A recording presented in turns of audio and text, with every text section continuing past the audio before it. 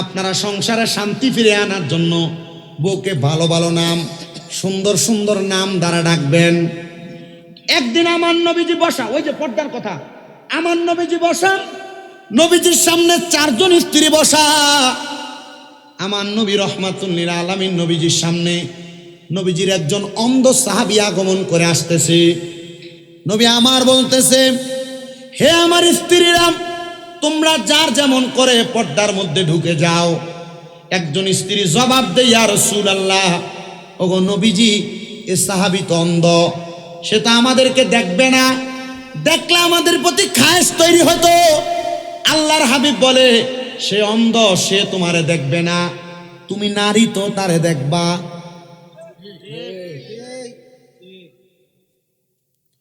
তুমি নারী তো দেখবা, তুমি দেখার কারণে তোমার নিজস্ব ধারণা পাল্টাতে পারে।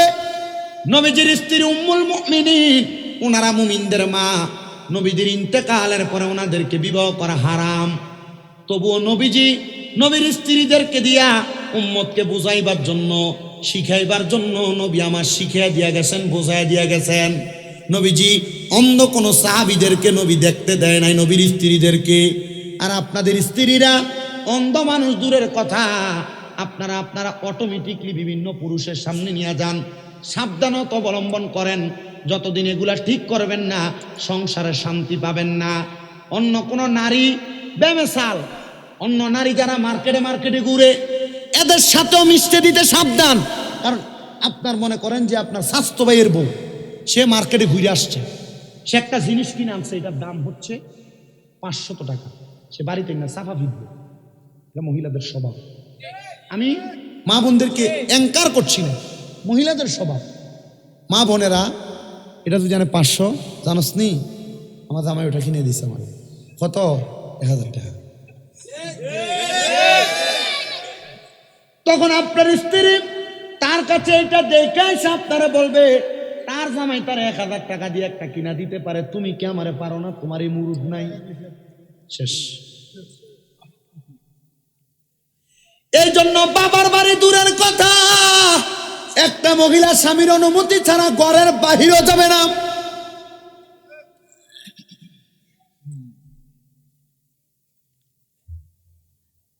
আর আমরা সমাজে সোশ্যাল মিডিয়ায় বইয়া অনেক নাট্যশিল্পীরা, এরা কয় আমি একজন হুজুরের মাইয়া, সূরা মুলুক আমার ঘুমের সঙ্গী। সি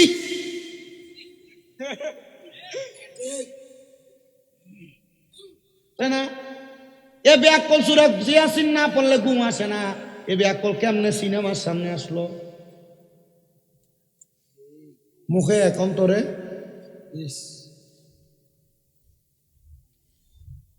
নবীজি সাল্লাল্লাহু আলাইহি ওয়াসাল্লাম যারা 2 বিয়া 3 বিয়া 4 বিয়া করছে আপনাদের জন্য, আর এখনকালের বিয়ে জামাইর জীবনও 2 বিয়া করার অনুমতি দিত না। দিব? কারণ ভাগ তো দিতে চায় না। তো নবীজি সাল্লাল্লাহু আলাইহি সাল্লামের 4 জন স্ত্রী নবীজিকে একসাথে প্রশ্ন করছে, ইয়া রাসূলুল্লাহ, ইয়া হাবিবাল্লাহ, হে 4 জন একসাথে প্রশ্ন করছে, ইয়া রাসূলুল্লাহ, আপনি আমাদের 4 জনের মধ্য থেকে কাকে বেশি ভালোবাসেন? আচ্ছা, 4 জনের সামনে যদি কয় যে তোমারে 3টা লাগতো না? নবীজি বলেছেন, তোমাদের প্রশ্নের জবাব আগামীকালকে আসরের সময় নিবাম। নবী আমার ওই দিন রাত্রবেলা নবীজির আফকান মুবারকের মধ্যে নবী আমার 8টা খেজুর নিছেন। কয়টা? 8টা খেজুর নিছেন। 8টা খেজুর থেকে একজন স্ত্রীর ঘরের মধ্যে যাইয়া, হুজরার মধ্যে যাইয়া নবী আমার 2টা খেজুর বাহির কইরা, একটা নবী নিজে খাইলেন, আর একটা নবী তারে খাওয়াইলেন। 2টা খেজুরের দানা বিচি নবীদের হাত মুবারকের মধ্যে নিয়া নবী আমার ওই স্ত্রীর কাছে দিয়া বলছেন, এটা তোমার কাছে রাখবা, তবে সাবধান, বাকি 3 জন জানতে পারবে। সেম কাজ অন্য স্ত্রীদের কাছেও করেছেন। পরের দিন আসরের নামাজের পরবর্তী সময়ে আল্লাহর হাবিবকে 4 জন স্ত্রী একসাথে প্রশ্ন করেছেন, ইয়া রাসূলুল্লাহ, ও নবী, আজকে বলেন আপনি কাকে বেশি ভালোবাসেন? নবী আমার উত্তর দেয়, গতকালকে রাত্রবেলা আমি নবীজি যার হাতের মধ্যে 2টা খেজুরের বিচি দিয়েছি তাকে বেশি ভালোবাসি। নবী আমার তাকে দেখেন 4 জন স্ত্রীর মুখের মধ্যে হাসি দেখা যায়। হুয়াল্লাযী আরসালা রাসূলাহু বিল হুদা। এতটুকের মধ্যে মনে রাখেন, আল্লাহ তাআলা বলছেন এমন একজন রসুল আমাদের কাছে পাঠাইছেন হেদায়েতের বাণী দিয়া। ওই রসুলের সংসারে যদি অশান্তি থাকতো আমরা হেদায়েত পাইতাম না। রসুল এমনভাবে সংসারে প্রশান্তি তৈরি করেছেন। আরে আপনি তো এক বউ সামলাইতে পারেন না, রসুল একসাথে 4 জন স্ত্রীকে সামলাইছেন একমাত্র হিকমতের মাধ্যমে। মাথা গরম করবেন না স্ত্রীর সাথে, কারণ আল্লাহ তাআলার ঘোষণা একজন নারীর সাথে 2টা করে শয়তান নিযুক্ত তাকে পথভ্রষ্ট করার জন্য। আরেকটা ওয়াকিয়া বলি, শুনবেন। এটা শুনলে হাসিও পাবে, আবার সংসার পরিবর্তন হবে। প্রখ্যাত মুহাক্কিক আলেম আল্লামা শেখ সাদী রহমতুল্লাহ আলাইহি, নাম শুনছেন না? এটা আমরা যে বুড়িসঙ্গের শেখ সাদী আব্দুল্লাহ সাদক ফুরি হুজুর, এটা না, ওনার নামে নাম আরো শেখ সাদী রহমতুল্লাহ আলাইহি। ওনার জীবনী থেকে আমি শুনলাম, আমি পড়লাম। আল্লামা শেখ সাদী ওনার ছাত্রদেরকে পড়াইতেন। একদিন আল্লামা শেখ সাদীর একজন ছাত্র দুপুরবেলা আসছেন ওনার কাছে পড়ার জন্য। কি করার জন্য? আল্লামা শেখ সাদী তাকে পড়ানোর পরে ওই ছাত্র দুপুরবেলা বাড়িতে চলে যাবে আহার করার জন্য। আল্লামা শেখ সাদী কয়, বাবা বাড়িতে এখন যাওয়া লাগবে না, কিছু পরে যাও। হুজুর কেন? আজকে দুপুরের খাবারটা আমি হুজুরের সাথে খাইয়া তারপরে যাও। আলহামদুলিল্লাহ। ছাত্র বলে আমি অপেক্ষা করলাম। কিছুক্ষণ পর আমার উস্তাদ ঘরের মধ্যে যাইয়া আল্লামা শেখ সাদী ঘরের মধ্য থেকে বের হওয়ার আগ পর্যন্ত আমি শুনলাম আল্লামা শেখ সাদী যে ওনার স্ত্রীকে বলতেছেন, স্বামী স্ত্রী খাবার কি রেডি করেছ? আমার ছাত্রকে নিয়ে আমি আহার করব। স্ত্রী উত্তর দিচ্ছে, হে স্বামী কি খাবার রেডি করব? রান্না করার জন্য লাকড়ির ব্যবস্থা নাই। কি? ছাত্রটা চিন্তা করতেছে, তাদের বাড়িতে লাকড়ি নাই, প্রত্যেকে রান্না।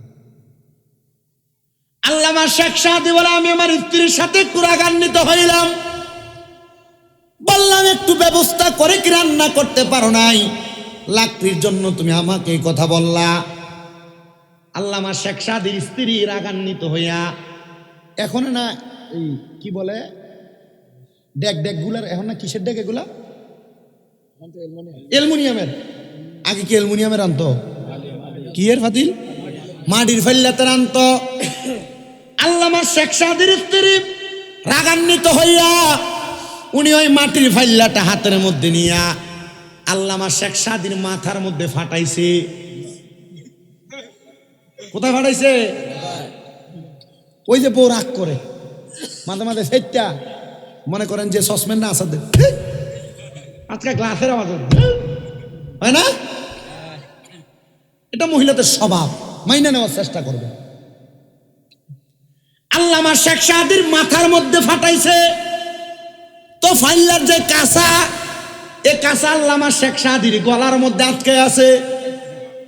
আল্লামা শেখ সাদী বলে আমি সাথে সাথে আমার স্ত্রীকে জবাব দিলাম, আমি তোমার প্রতি রাগ হই নাই, তোমার প্রতি নারাজ হই নাই। আর আমরা বেটা যদি হইতো ঠাস করে কানে গেলে একটা শট করাইতো। এই কথা কেন কেন? আল্লামা শেখ সাদী বলে আমি তারা আমার কথার মায়ের কাছে বিচার করে ফেলাইছি। বলে কি বিচার? আমি তার উত্তর দিলাম, ঠিক আছে যেহেতু তুমি আমাকে রাগান্বিত হইয়া মারলা, আমার গলায় যেই ড্যাগের কাঁচা তুমি দেখতে পাও, আমি এখন বাহিরে যাব, আমার এলাকায় ঘুরা ঘুরা বলবো, দেখো আমার স্ত্রী আমারে কত ভালোবাসে, আমার স্ত্রী আমারে আদর করে ড্যাগের কাঁচা আমার গলার মধ্যে পরাইয়া দিছে। আল্লামা শেখ সাদী বলেন এই কথা বলার সাথে সাথে আমার স্ত্রী একটা লাফ দিয়ে আমার পায়ের মধ্যে পড়ে গেছে। কারণ বউ চিন্তা করছে এখন যদি জামাই যে কয় যে বউ আমার আদর কইরা ভালোবাসা গলার ভিতরে ডেকের কাঁচা দিছে, মাথার ভিতরে তরকারি আর ফানির দিয়ে অবস্থা, মানুষ বুঝবো যে ডেক দিয়ে বাড়ি দিছে। মানুষ আমারে খারাপ বলবে, জামাইরে খারাপ বলবে। মা বোন যারা পর্দার আড়ালে শুনছেন, আপনি একটা অন্যায় করেন, আপনার স্বামী আপনার নামে আপনার মার কাছে, আপনার ভাইয়ের বউয়ের কাছে, আপনার বোনের কাছে, অথবা আপনার পরিচিত কোনো বান্ধবীর নামে কাছে আপনার নামে বিচার দেয়, মনে করবেন না আপনি আপনার স্বামীর ব্যাপারে তার কাছে একটা উল্টাপাল্টা বইলা বাইচা যাবেন। কারণ ঘোষণা যেইটা ঘটে রটে তা কিছু হইলেও ঘটে। আপনি 10টা অন্যায় করেন নাই, স্বামী বিচার দিছে, এর মধ্যে একটা অন্যায় হলো আপনি করছেন। এমন কোনো কাজ করেন না যে আপনার দোষের কথা আপনার স্বামী বাহিরের মানুষের কাছে বলা লাগে। আজকের ওয়াজ তরিকতপন্থী আশেকরার কাছে গরম মনে হইতেছে না, তবে এটা পারিবারিক জীবন, এটা কাজে লাগবে ইনশাল্লাহ। এই ওয়াজ দিয়া সংসার সুন্দর হবে।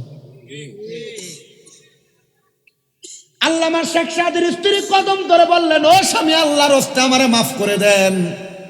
আল্লামা শেখ সাদির স্ত্রী মাফ চাওয়ার পর আল্লামা শেখ সাদি বলে, আমি আমার গলা থেকে ওই ডেগের কাঁচাটা খুলে ফেললাম, আমার শরীর পরিষ্কার করলাম, কইরা আমি বাহিরে আসছি, দেখলাম আমার ছাত্র বই খাতা সব গোছায়া কয়, হুজুর আমি যাইগা। যাইতে কি লেগা? হুজুর যে আওয়াজ আমি শুনছি, যে কথা আমি শুনছি, খানা এখনো রান্না হয় নাই।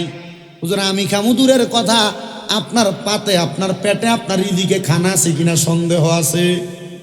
হুজুর আমি চলে যাই, আপনি আমার অনুমতি দেন। হুজুর বলে, বাবা একটু অপেক্ষা করো, আমি জঙ্গল থেকে একটু লাকড়ি নিয়ে আসি। ছাত্রকে, হুজুর লাকড়ি লেগে পরে যাই। হুজুর আপনি যত বড় আলেম, প্রখ্যাত জগৎ বিজ্ঞাত মানুষ, যে আপনি চাইলে তো আরেকটা বিয়ে করতে পারেন। হুজুর উত্তর দিছে, 2টা শয়তান ফালতে পারি না, আরেকটা শয়তান ফালমু। উত্তর কি দিছে? হুজুর এটার মানে বুঝলাম না।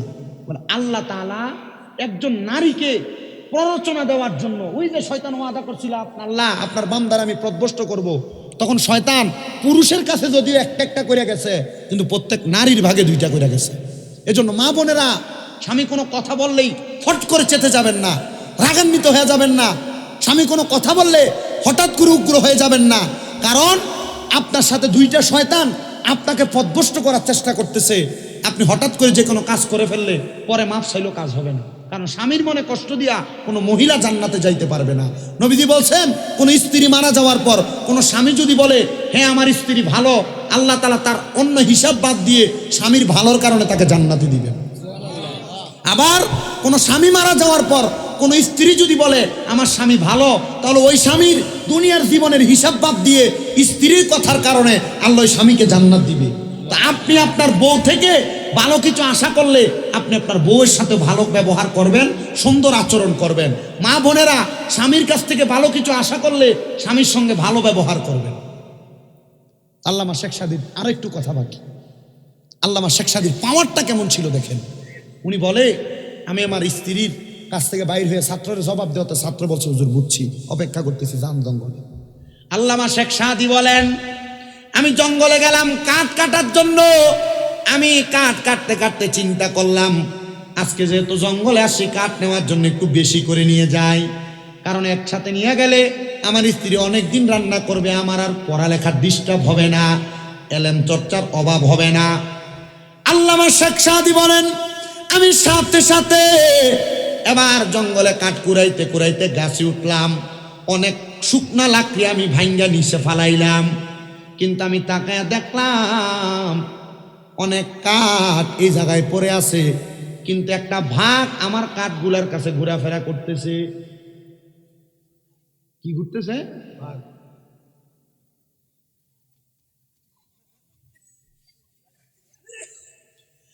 ভাগ ঘুরতেছে।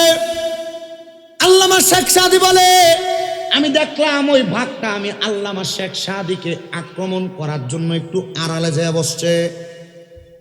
আমি নামছি, নামার সাথে সাথে আমি আমার লাকড়িগুলাকে একসাথে করার পর দেখলাম অনেকগুলা লাকড়ি, আমার পক্ষে এখানে অসম্ভব। উনি বলেন, আমি আবার ডাক দিলাম, ও জংলার ভাগ, আয় আমার সামনে আয়। লাকড়িগুলা বহন করার জন্য আমার কাছে আর কোনো সহযোগী করার মতো মানুষ নাই, একটু কষ্ট করে আমার লাকড়িগুলা আমার বাড়ি পর্যন্ত পৌঁছায়া দিবা। আল্লামা শেখ সাদী এমন পাওয়ারফুল ছিলেন, এমন কন্ট্রোলওয়ালা ছিলেন, বাঘের পিঠের মধ্যে লাকড়ি চড়াইয়া চড়াইয়া বাড়ির মধ্যে নিয়ে গেছেন। ছাত্র বাহির হয়ে এমন অবস্থা দেখা কয় হুজুর বাঘডারে কন্ট্রোল করতে পারলেন কিন্তু নিজের বউডারে কন্ট্রোল করতে পারলেন না। আল্লামা শেখ সাদী কয় হ্যাঁ, নবীজি তো এই জন্য বলেছেন তোমরা তোমাদের স্ত্রীটাকে কন্ট্রোল করার চেষ্টা করবা, তবে পারবা না, কারণ এদের সঙ্গে ওয়াসওয়াসা দেওয়ার জন্য দুইটা শয়তান আছে। এখন বেড়ায় কন্ট্রোল করবা কেমনে? তোমার বউ তোমার কথা শুনবো কেমনে? তুমি দি তোমার বউরে দিয়া সুদের টাকা চালাও বহুলা। এখন আর বেড়া সুদ খায় না, বেড়ি খায়।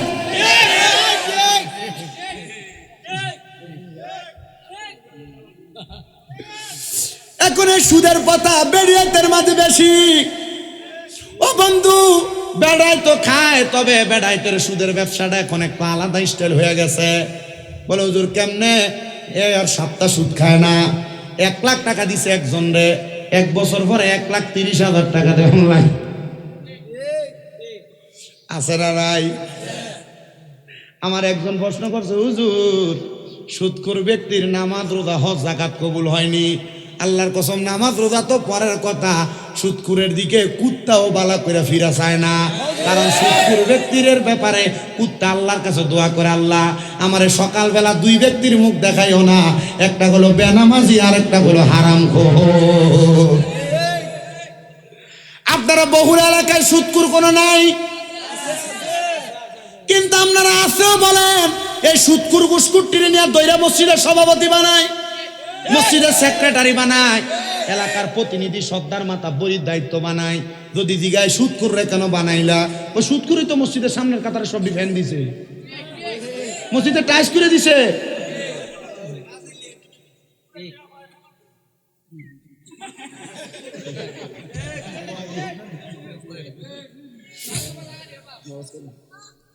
ও মুসলমান, এখন আর বেড়া সুদ খায় না, আজাইরা থাকে, এর কোনো কাজ নাই। এ দোকানে বৈশা বৈশা চা খায়, এ দোকানে বৈশা বৈশা আড্ডা মারে। কেউ কাকা আপনি চলেন কেমনে? আমার কামাই রুজি নাই তো।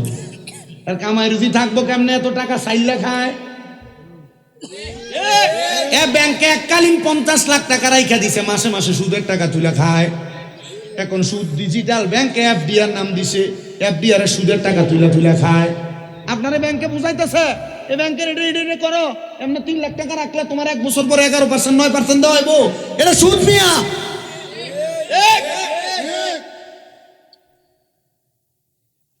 এফডিআর আরেকটা কি না আছে? Fixed deposit. ফিক্সড ডিপোজিট হারাম না? এমনি খায় না আরে কথা কেন করে? আমি জানি বেরিয়েছে সালাম ভাই তারা আরে কথা যুব সংগঠনের সবাই কইব আগামী বছরে আগে যেটা ওয়াজ করছে সুন্দর করে এটারে দাওয়াত দিও। আমি কই বাবু 4 বছর আইছি, আগামী বছর আমারে বাদ দিও। আল্লাহ কবুল করুক, আমিন কন। মাহফিল করন লাগতো না, আপনারা যদি সব বছর এনালাম আরেক জায়গা করতাম। আমি যদি জানতাম 10:30 মাইক আরেকটা মাহফিল ধরে লইতাম, বাদশা করে চলে যেতাম। তো যেই কথা বলতেছিলাম, মা বোনদেরকে দিয়ে সুদের কারবার করাই, সুদখোরের নামাজ, সুদখোরের রোজা, সুদখোরের হজ, সুদখোরের যাকাত, দান সদকা, কোনো কিছু আল্লাহর কাছে কবুল হয় না। এবার এরা যা করুক আর না করুক কোনো লাভ হবে না। ও মুসলমান, ও নবীর উম্মতের দল, মা বোন যারা পর্দার অন্তরালে সুদের টাকা খাও, আর আপনারা পুরুষ মানুষ যারা সুদের টাকা লাগান, আপনারা সাবধান। এই সুদের টাকা আপনি খাইতেছেন কেন? এটারও একটা কারণ আছে। আপনার বউ চাহিদা বেশি পূরণ করতে পারতেছেন না, বেশি টাকার দরকার, সুদে টাকা লাগাইতেছেন। ওই সন্তান আপনাকে কবরের মধ্যে বাবা বলে পরিচয় দিবে না। যেই সন্তানের খাওন খোরাকের জন্য আপনি সুদের টাকা খান, ওই স্ত্রী আপনারা জামাই বলে পরিচয় দিবে না। যে স্ত্রীর জন্য আপনি সুদের টাকা খাওয়াইয়া স্ত্রীরে ভালো বানাইলেন, দামি ঘর বানাইলেন, আপনার মা বাবা আপনারা পরিচয় দিবে না। ও সন্তান, কোন মা বাবার জন্য, কোন স্ত্রীর জন্য, কোন সন্তানের জন্য হারাম টাকা খাইলা, এখনই পরিত্যাগ করো। মুরগির গোস্ত মাছ দিয়ে ভাত খাওয়া লাগবে না। প্রয়োজনে ভাতের মধ্যে পানি ঢেললে লবণ ডইল্লা খাইবা, কাঁচামরিচ ডইল্লা খাইবা, শুকনা মরিচ ডইল্লা খাইবা, তবু হারাম টাকা খাইও না। অনেকে মনে করে শুকুরের গোস্ত খাওয়া হারাম। আল্লাহর কসম, সুদের টাকা দিয়া খাসির গোস্ত, গরুর গোস্ত, দেশি মুরগার গোস্ত কিনা খাওয়া হারাম।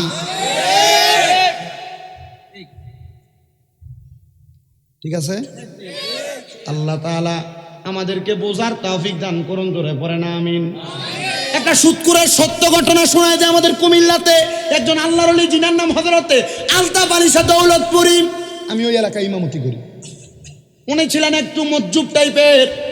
ওনার এক অবস্থা ছিল, উনি শীত গরম সব সময় কাঁথা গায়ে দিয়া একটা পুকুরের পাড়ে শুয়ে থাকতেন। ওনার এলাকার মানুষ বলে, হুজুর আমরা নামাজ পড়ার জন্য এলাকার মধ্যে কোনো জায়গা নাই, হুজুর আপনি যদি অনুমতি দেন আমরা একটা নামাজের জন্য মসজিদ বানাইতাম। হুজুর বলছে, ভালো কথা, মসজিদ বানাইবা? কারণ যারা একটা মসজিদ বানায় আল্লাহ তার জন্য কি বানায়? জান্নাতে একটা ঘর বানায়। বাবা মসজিদ বানাও, তবে আব্বা সাবধান। হুজুর বলে, বাবা মসজিদ যে বানাইবা কোনো হারাম করে টাকা মসজিদে লাগাইও না।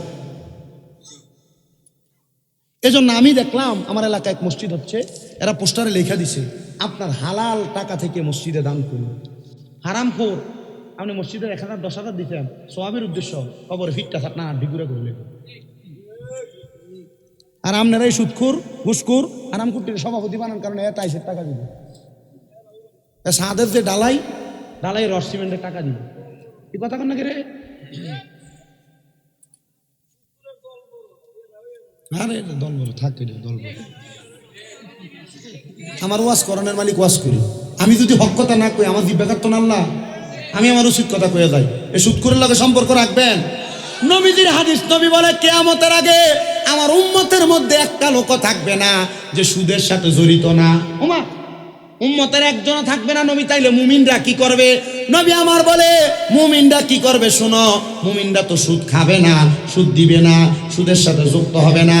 মুমিনরা যখন কোন হারাম করার পাশে দিয়ে হাঁটবে, সুদখোরের গায়ের বাতাস মুমিনের গায়ে লাগবে। আপনি সুদখোরের লোক ভাইয়া বিটা বালা, মানে এত টাকা আলগা টাকা দো, এ দোকানে গেলে আপনার এক কাপ চা খাওয়া।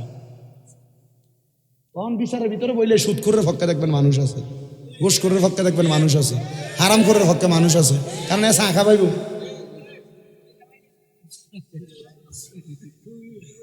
তলে দিয়ে ফেলা। ও মুসলমান, আল্লাহর ওলি কয়, বাবা সাবধান, মসজিদটার মধ্যে কোনো হারামখোরের টাকা লাগাইস না। কার টাকা? হারামখোরের টাকা লাগাইস না। এবার এলাকার মসজিদ নির্মাণ হয়ে গেছে, অল্প কিছুদিন কাজটা বন্ধ। মসজিদের নিচের ভিতটা ঢালাই দিবে, মাত্র ভিতটা ঢালাই দিতে পারে নাই। কেউ কোনো হারামখোরের টাকা নেয় না। এবার এলাকার একজন হারামখোর ব্যক্তি মসজিদ কমিটির ভিতরে তো কয়েকজনই থাকে, একটারে কয়, রে আমার থেকে যে কাজটা বাকি ওই টাকাটা তুই আমার কাছ থেকে লইয়া যা। বলে কারণ কি? বলে কারণ হইল আমি তোরে দিতে চাই। বলে তুমি তো হারাম খাও, সুদ খাও, পরের হক মেরা খাও, তুমি টাকা দিও না, তোমার টাকা নেওয়া নিষেধ। বলতে আমার টাকা নেই, তবে নামটা কইস না। বলে কইস একজন গোপনে দান করে দিছে। উনি বলেন, হ্যাঁ আমি গোপনে তার থেকে একটু টাকা নিয়েছিলাম, এটা হারাম টাকা। নেওয়ার কারণে মসজিদ নির্মাণ করলাম, জুমার দিন মসজিদ উদ্বোধন হবে। হুজুর রে বললাম, হুজুর ও মজ্জুব আল্লাহর ওলি হযরত আলতাফ আলী শাহ, আপনি আমার সঙ্গে আসেন, মসজিদটার উদ্বোধন করবে। ওই মসজিদে আগে আপনি আপনার ভাওটা রাখবেন, রাইকে উদ্বোধন করবেন। হুজুর কয়, চাইও মসজিদে কোনো হারামখোরের টাকা লাগাইছুনি? বলে হুজুর না, লাগাইছি না। হুজুর বলে, আমি মসজিদের মধ্যে প্রবেশ করতে গেলাম, বিসমিল্লাহি ওয়াসসালাতু ওয়াসসালামু আলা রাসূলিল্লাহি আল্লাহুম্মা ইফতাহলি আবওয়াবা রাহমাতিক। ডান পা রাখবো। মসজিদে ঢুকার 4 সুন্নত, প্রথম বিসমিল্লাহ বলা, দ্বিতীয়ত দুরূদ শরীফ পড়া, তৃতীয়ত দোয়া পড়া, 4 নাম্বার কদম রাখা ডান পা, 1 নাম্বার বিসমিল্লাহ পড়া, 2 নাম্বার দুরূদ শরীফ পড়া, 3 নাম্বার আল্লাহুম্মা ইফতাহলি আবওয়াবা রাহমাতিক পড়া, 4 নাম্বার ডান পা দিয়ে প্রবেশ করা। হুজুর বলে, এমন করে আমি ডান পা দিয়ে প্রবেশ করলাম। প্রবেশ করার সাথে সাথে ওই মসজিদের মাঝখান দিয়ে একটা ফাটা দিয়া মসজিদটা দুই ভাগ হয়ে গেছে গা। হুজুর কইছিলাম রে কোন হারাম খোরের টাকা দিয়া মসজিদ বানাইস না।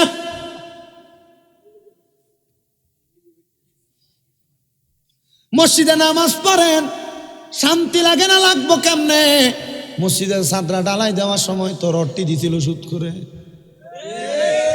মসজিদে নামাজ পড়েন, শান্তি লাগে না? এসি আছে, ভাল লাগে না নামাজ পড়বার লেখা? মসজিদের এসি দিয়ে দিছে সুদ করে। মসজিদে নামাজ পড়েন, ভালো লাগে না? ফ্যান চলতেছে তবুও গায়ের মধ্যে কেমন জানি একটা গরম গরম ভাব লাগে। পাঙ্খা দিয়ে দিছে হারাম করে। মসজিদে নামাজ পড়েন, ভালো লাগে না? ইমাম সাহেব যত সুন্দর করে কেরাত পড়ুক, ভাল লাগে না? আরে বেটা, ইমাম সাহেবের খানা দিয়ে রাখছো সুদ করে ঘরে। আর যদি খানা সুদ করে ঘরে না খাই, ইমামের চাকরি হই নাই। আহা, আমি বড় বাচ্চা খাওয়ার চেষ্টা করি, বাচ্চা। কিন্তু ভাই সাহেব, আমি জানি না আল্লাহ আমার দোয়া কবুল করবনি। ইমাম হওয়ার কারণে কত মানুষের ঘরে খানা খায়, কিন্তু আমি দেখছি যদি অশান্তে কোনো হারাম করে ঘরে খানা খায়, আমার ফেটে অসুখ হয়ে থাকা। এটা আমার ফেটে অসময় না। কারণ আমি জানি, আমি আমার জানা মতে কোনোদিন কারোর 1 টাকা আমি মাইরা খাই নাই, মিথ্যা বইলা খাই নাই, কোনো মানুষের টাকা আমি না বইলা বহন করি নাই। এটা আমার স্বভাব। আমার কাছে কেউ 1 টাকা পাওনা থাকুক এমন ভাবে আমি চলি না। আমার সঙ্গে কারো লেনদেন হবে, সে আমার প্রতি নারাজ হবে এমনও আমি করি না। কেন? কারণ অন্য কোনো কিছু না। কারণ হলে আমি চিন্তা করি, কারোর সাথে আমার 1 টাকা লেনদেন যদি সে আমার কাছে পাওনা থাকে, অথবা তার হারাম কোনো টাকা আমার ফেটে ঢুকে, তাহলে আমার ফেটের মধ্যে অসুখ হইব, কবর আল্লাহ আমার কি লাইব। মনে আছে না গত বছর এক মাহফিল কমিটি দাওয়াত দিয়ে গেছিল না হোসেনপুর? আল্লাহর কসম, আমার জীবনে মাহফিল কমিটি দেখছি এটির মতো বেজ্জুত্যা বেসরম মাহফিল কমিটি আমি আর দেখছি। এনে আমার হাতে মানে ধরে দাওয়াত দিয়ে গেল না, এলাকাত যাও না। আমার কাছে মনে হয়েছে এলাকাত কোনো খামলাইছে।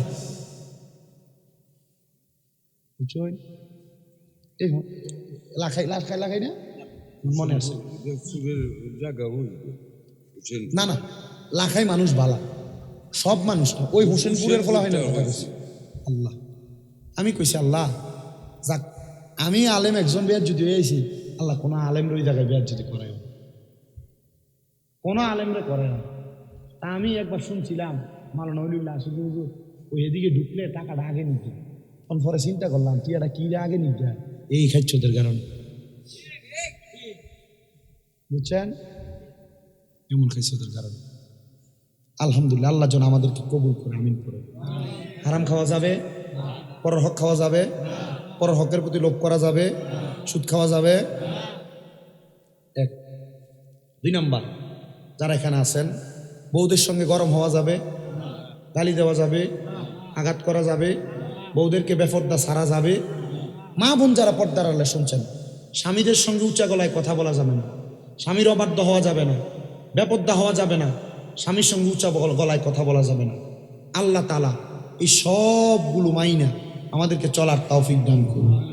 ফেরেশতों की सलामी देने वाले फौज पढ़ती थी, जनाब सैयदा हजरत माँ आमिना सुनती थी, ये आवाज आती थी, या नबी